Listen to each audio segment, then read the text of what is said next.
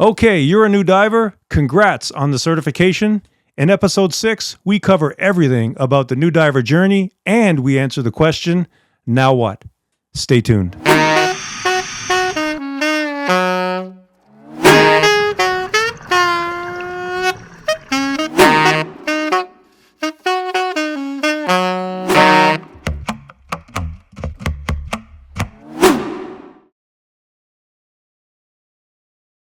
All right, welcome back to 613 Dive. I'm Dave Klee. The name hasn't changed. We are still in the dive lab, although we do leave from time to time. And guess what, Mr. Yorg? We have coffee.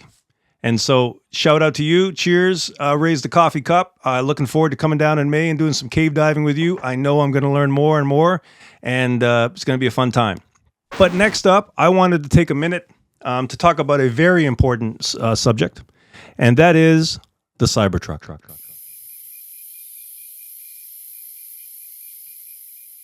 Okay, maybe not.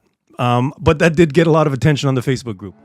All right, congratulations. You're a new diver. You made it through the e-learning, the pool sessions, the stress, the open water checkouts, and you have your certification. And so now you have to ask yourself 2 questions. Question number 1 is this just going to be a hobby, or are you really going to turn it into a passion that requires time, commitment, investment? And then number 2 is, do you see yourself as being more of a down south warmer water diver, or are you really going to embrace the awesome local diving that we have here? The St. Lawrence will give you everything and test you and make you into a great diver if you embrace it. So up next, we're going to talk about dive gear. But before we go there, I just want to send a reminder out that, anytime you can, please take the opportunity to support our local dive shops through dive gear purchases, through rentals, courses. They need our support. We need local dive shops. Let's quickly get into the mask, fin, and snorkel discussion. Masks have a certain fit. You want to make sure it's comfortable. You want to make sure it fits the face right. And honestly, I would just recommend you going into the store and working with the staff there to figure out which mask is the best choice. What I will say, though, is masks are one of the biggest stressors for new divers. And so please take the time, make sure it fits, make sure it's comfortable, and honestly, buy a quality mask. And the same advice goes for fins. Okay, I have at least 3 different sets of fins here for students. I have my own set of personal preference fins that I use, which are the Dive Right XT fins. I love those fins, but they're not for everyone. So mask and fins, take your time, all right? But please buy a quality set of each. And then you've got a decision to make. Jacket style BCD or a backplate wing. I started my journey in a very nice Scuba Pro, I think Black Ice or X-Black BCD jacket style. It served me well until it just didn't fit anymore. I had lost some weight. And at that point, I decided to go backplate wing.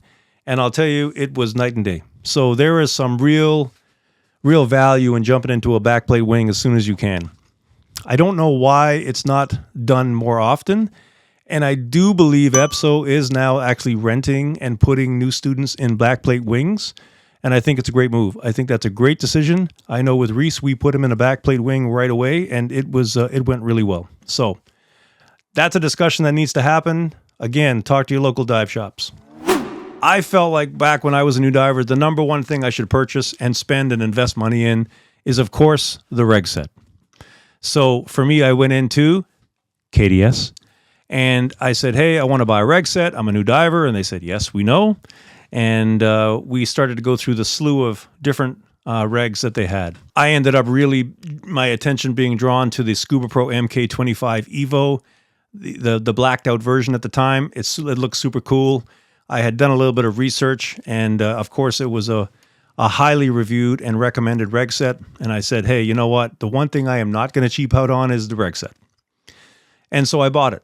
And it has served me well for the last 5 years. It has a lot of dives and has seen a lot of use. And I have it here. And so this reg set is my go-to reg set when I'm diving single tank open circuit, when I'm teaching with students.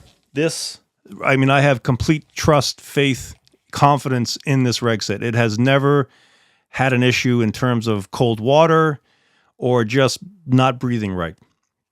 It's been down to 130 feet. it breathes the same as if it was at 0 feet. And so I love the Scuba Pro MK25 Evo with the A700 second stage. I would not replace this unless I absolutely had to. And then, of course, the next reg set I bought was a year later. I started to hang out with a few tech divers and started to do some tech training. And what I noticed, at least locally, was most of the tech divers all had Apex reg sets. And so I went and decided to buy an Apex reg set. It was a Tekken 3 double set for my back mount doubles. And I bought them from KDS. And I have had zero issues with the Tekken 3 Apex reg sets. And now Reese has those on his doubles, and again, has zero issues. I have since bought a XTX 50 Apex reg set for my side mount journey. And again, I've had zero issues with those as well. Now, I know that there is a ton of debate between Scuba Pro and Apex and what's better and what breathes better. I'm going to tell you right now, if you put a blindfold on me at 100 feet, would I be able to tell the difference in terms of the breathing between the Scuba Pro MK25 that I have and the Apex? Honestly, man, I don't think so. I don't think I could do it. They both breathe and perform extremely nicely. What I would suggest is when you are ready to make the purchase for a reg set, the best thing you could probably do if you have a local dive shop that you're already working with is try to find a few minutes with their service technician, the person in the back who's doing all the work, all the adjustments, all the maintenance, and all the reg sets coming in, and pick their brain for a moment. They absolutely know which are the best made and which are the best reg sets to purchase, all right? And you know what? It might be worth, bringing in a coffee or a box of donuts for them, but if you can get that time, those would be the folks that I would listen to in terms of recommendations for reg sets. Okay. Up next, we are going to talk about exposure protection. And again, this comes back to those two questions. Are you going to be a down south person, or are you going to embrace local diving? If you are going to be a down south person, you might be able to get away with a rash guard and a 3 mil at best. I know when I was in Cozumel and down in Bonaire recently, I dove a 3 mil wetsuit, and you know what? It was perfectly okay. But if you are going to be a local diver, now you've got some decisions to make because, boy, the temperature changes over the course of the season. Now, for me, my own personal journey, my first year diving, I was in a 5 mil wetsuit, a 3 mil wetsuit. I went back to a 5 mil wetsuit, and then I eventually started diving a 7 mil wetsuit. And because in late 2020, I still wanted to keep diving in December, at some point, I was actually suffering through a 7 mil and a 3 mil wetsuit on top. And I can tell you that was no fun. But the real question here is exposure protection. And if you're going to be a local diver, do you invest in a wetsuit first? And then as you progress, potentially look at a dry suit because of the cost is a fair bit for a dry suit. Or do you go right into a dry suit right away? Now, a few years ago, I'd be like, there's no way you go into a dry suit right away. But since then, I have talked to people, and I know in like Nova Scotia, for instance, all the open water courses, because the water's cold, they put them right into dry suits right away. And you know what? It actually makes sense. I actually had 2 students last year, shout out to Rob and Brooke, that only I think had, 4 or 5 open water dives in a wetsuit since their certification. And they came to me and had bought new dry suits. So I would consider them brand new divers, and I was a little concerned about teaching them dry suit because of their lack of experience diving, and they both did extremely well in the dry suit. It did not take them long at all. So I've kind of reversed my thoughts on this and said, you know what? You probably could get away with putting folks in a dry suit right away. Of course, the big thing there is cost. A decent dry suit is going to cost you anywhere from $2,000 to $6,000, depending on the brand.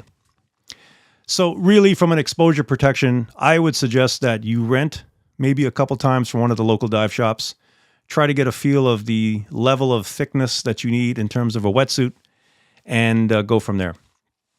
But overall, if you're going to be a local diver, you're going to need a wetsuit at a minimum, and it's going to be a 5 mil, 3 mil maybe for a small part of the season, but it's a 5 mil depending on the how cold you get.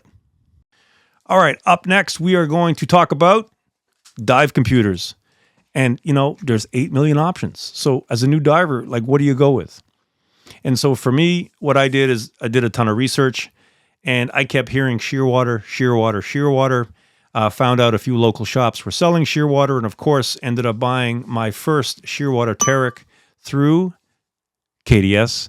And I loved it. It was a great dive computer. I wasn't much of a watch person, and I did find the display a little bit hard to see underwater. So I ended up diving one time with a buddy who was wearing a shearwater Perdix. And right away I noticed when we were doing our safety stop how much easier the screen was to see. And for me, I was like, all right, that's where I need to go. So I ended up selling the Taric locally. I bought my first Perdix.